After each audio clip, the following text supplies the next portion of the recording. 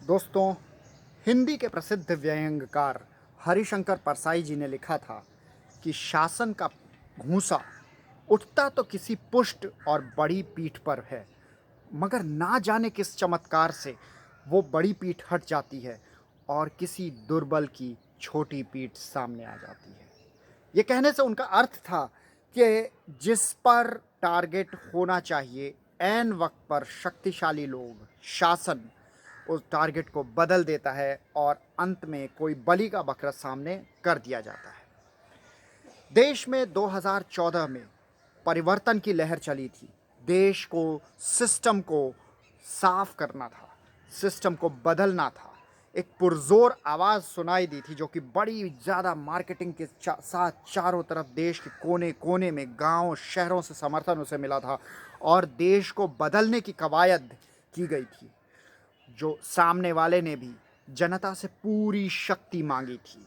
उन्होंने उससे 5 साल देने को कहा था।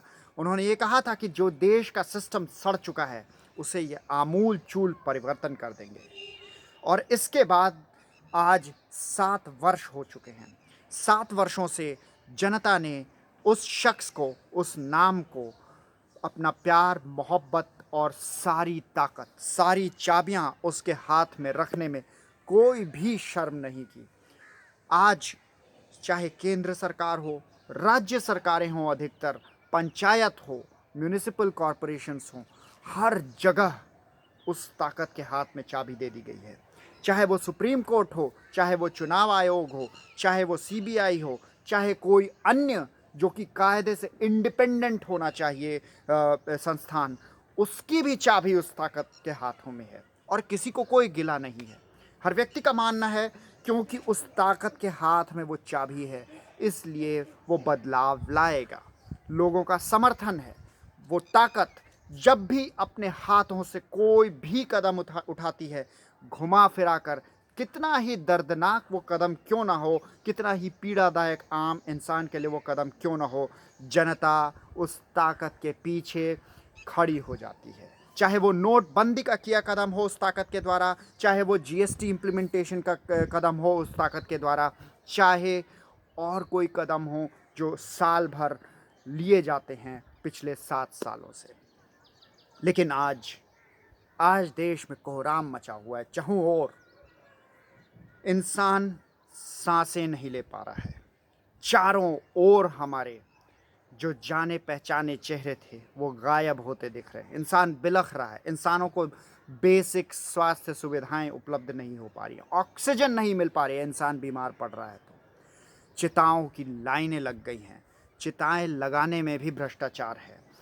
हर तरफ आम आदमी जो उसे झेल रहा है, वो उसे समझ नहीं आ रहा कि क्या वो करे कि उसके हालात सुधर जाएं। और जब मीडिया उस ताकत के बारे में बात करता है, जब इन गमों के बारे में बात करता है, तो वो कहता है कि सिस्टम ने मार डाला, बेकार सिस्टम ने मार डाला, ख़राब सिस्टम ने मार डाला, जंग लगे सिस्टम ने मार डाला। लेकिन ताकत की चाबी तो आपने उस शख्स के हाथ में दे दी थी, उसके पूरे तंत्र के हाथ में दे दी थी। जब भी कोई कार्य हो, कारनामा वो करते हैं, तो गुणगान किसके गाए जाते हैं? गुणगान उनके गाए जाते हैं। गुणगान उनके द्वारा बदले गए सिस्टम के गाए जाते हैं।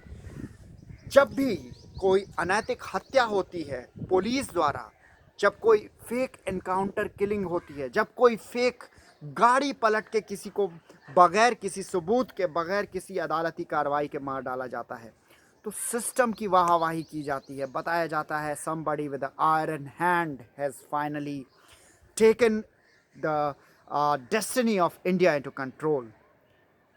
जब कोई भी गलत कारनामा किया जाता है, जब पैसे उड़ाए जाते हैं उन धार्मिक अनुष्ठानों में, तो उनकी वाहवाही की जाती है।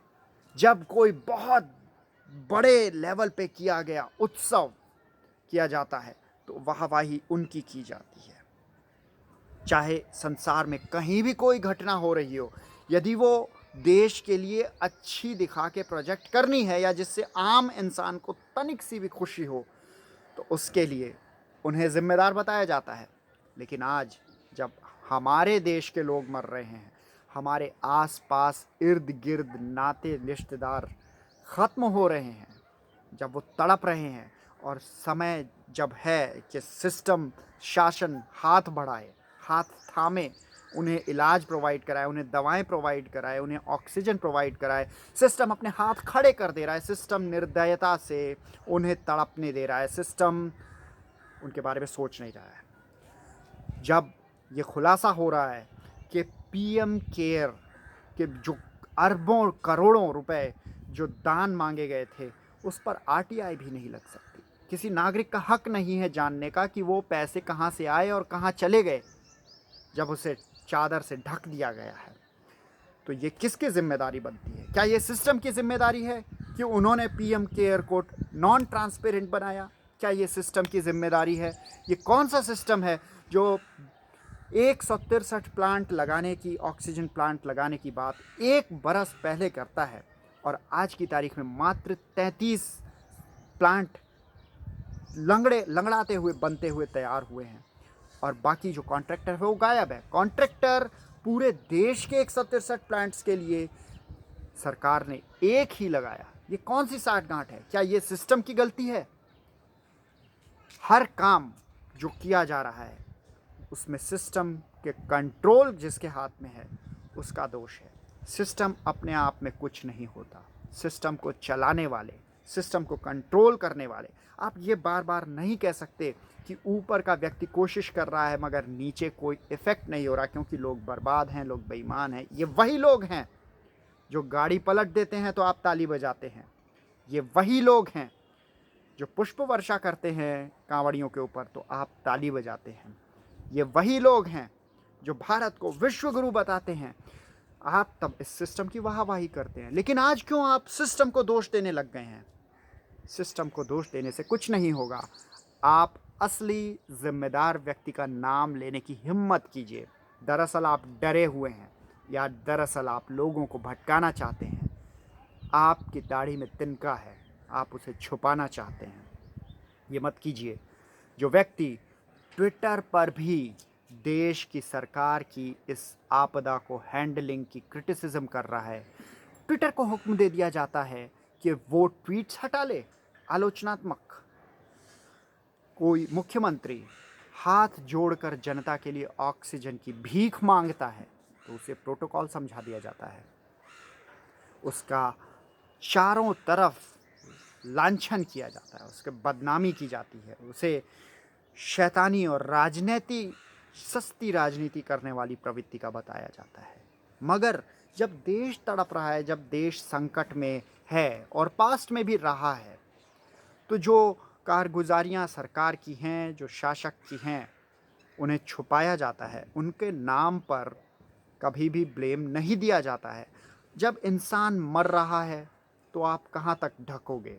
इसलिए ये जो तंत्र है वो नाम लेने से बच रहा है, और एक सिस्टम, एक अनाम एक अदृश्य शक्ति को दोष दे रहा है।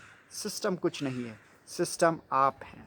आपने जिसके हाथ में सत्ता की चाबी दी है, जिसने अपने प्यादे दूर दूर तक बिठाए हैं, हर एक एक कोने में सिस्टम के बिठाए हैं, वो जिम्मेदार है। जिसकी नीयत ख़राब है, जो पैसे लेके भाग गया है, जो आपके टैक्स के पैसे लगातार लेता है, जो आरबीआई से भी अरबों करोड़ों का लोन ले चुका है, जो विश्व बैंक से भी लेता है, जो वर्ल्ड बैंक से भी लेता है, जो आईएमएफ से लेता है, जो यूनाइटेड नेशंस से लेता है, जो पूंजीपतियों से लेता है। आपके हिस्से की चीज़ें, आपके हिस्से की सुविधाएं, आपके हिस्से की ज़मीनें, आपके हिस्से के हक, वो सब उन पूंजीपतियों को बांट देता है। वो दूसरे देशों में बैठे पूंजीपतियों के इशारे पर नाचता है। ये वो आदमी है, वो शख्स है, वो सिस्टम नहीं है। न कोई शख्स भारत हो सकता है और न सिस्टम कोई शख्स हो सकता है, लेकिन वो शख्स इस कत्लेआम के लिए ज़िम्मेदार है। उसका नाम लेना सीखिए, उसका नाम लेने की हिम्मत कीजिए। जब तक आप नाम लेकर, if you will not call out the name, आप हवा में तीर मारते रहेंगे और वो शख्स बचता रहेगा आगे बड़े कत्लेआम के लिए, बड़ी त्रासदियों के लिए। आप आज अगर गियर में नहीं फंसे हैं उसके, तो कल ज़रूर फंस जाएंगे। इसलिए हिम्मत कीजिए, सिस्टम का नाम मत लीजिए, नरेंद्र मोदी का नाम लीजिए। सिस्टम का नाम मत लीजिए, अमित शाह का नाम लीजिए। सिस्टम का नाम मत लीजिए, स्वास्थ्य मंत्री डॉक्टर हर्षवर्धन का नाम लीजिए। फाइनेंस मिनिस्टर निर्मला सीतारामन का नाम लीजिए। सिस्टम का नाम मत लीजिए। यही लोग हैं सिस्टम। देश के मुख्यमंत्री जो हैं वो हैं सिस्टम। ख़ास तौर पे वो जो कि प्रधानमंत्री के द्वारा जुड़े हुए हैं, प्रधानमंत्री के चुनकर बिठाए हुए लोग हैं। ये वही सिस्टम है। सिस्टम का नाम मत लीजिए, सिस्टम की चादर मत उड़ाइए, सिस्टम का बुर्का, सिस्टम का घूंघट मत उड़ाइए उन्हें। वो सिस्टम नहीं है। वो व्यक्ति हैं जिन्होंने सिस्टम को ख़राब किया है, आपके परिजनों की जानें ली हैं, आपको बर्बाद करके सड़क पे खड़ा कर दिया है। इसलिए हिम्मत कीजिए। सिस्टम के नाम से जो भी दोष देता है वो दिल से बेईमान इंसान है। ऐसे लोगों को नकारिए। ऐसे लोगों को पब्लिक में कॉलर पकड़ के पूछिए कि वो सिस्टम क्यों बोल रहे हैं, क्यों उनके बूता नहीं है बोलने का नाम लेकर। कोई नेहरू नहीं आ रहा, अभी उत्तर प्रदेश में कोई केजरीवाल नहीं आ रहा, ना उत्तर प्रदेश में अखिलेश यादव की चलती है।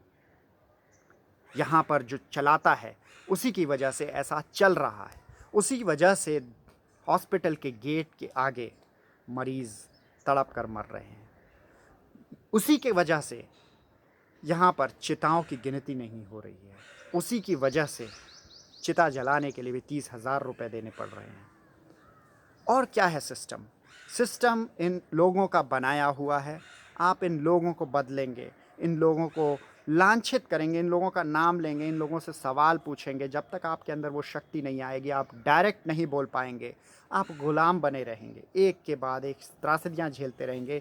इसलिए मैं आपसे एक बार फिर अनुरोध करूँगा, नरेंद्र मोदी यदि जिम्मेदार हैं तो उसका नाम लेने की हिम्मत रखिए।